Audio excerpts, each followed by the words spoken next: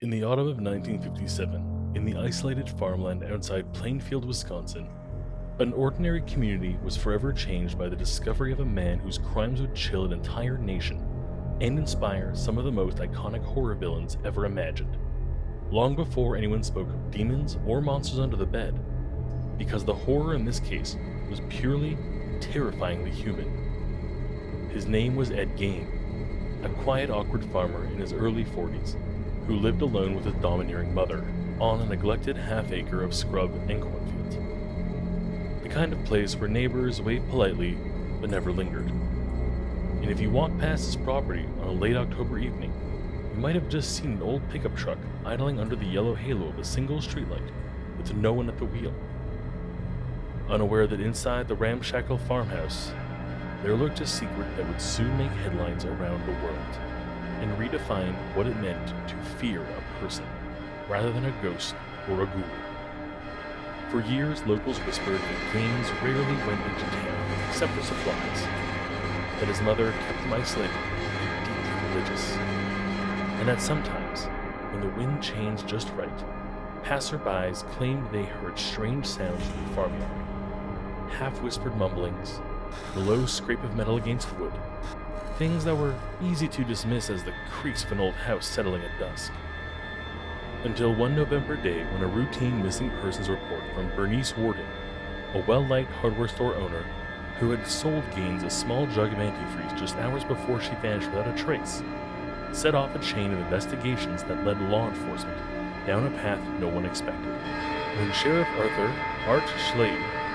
and his deputies first approached the rundown farmhouse, they found nothing to suggest anything more than a disappearance.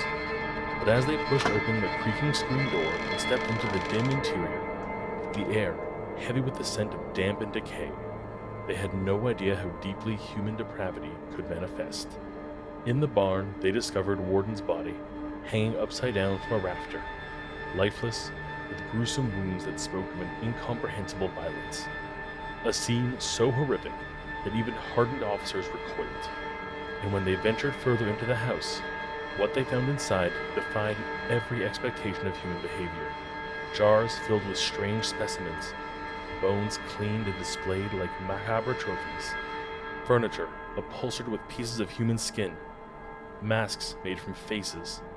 belts fashioned from the flesh, and in the kitchen, a human heart, sitting in a pot on the stove, as if it were a stew left to simmer on a forgotten fire. Every object a testament to the twisted mind of the man who had lived among them unnoticed for so long. Neighbors and friends later recalled that Gaines had been polite and unremarkable, a man who talked about crops or the weather, but rarely about his personal life. And yet beneath that ordinary facade lay a psyche warped by isolation, obsession, and a chilling fascination with the human body that began after his beloved mother's death and escalated into a pattern of grave robbing, desecration, and ultimately murder.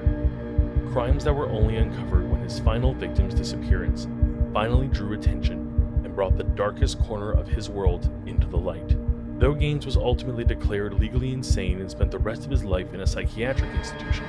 his deeds, entirely committed by human hands, would go on to influence films like Psycho, The Texas Chainsaw Massacre, and The Silence of the Lambs. Not because phantoms or specters haunted that farm, but because sometimes the most terrifying monsters are the ones who walk among us, unseen and unimagined, until the day they are finally revealed.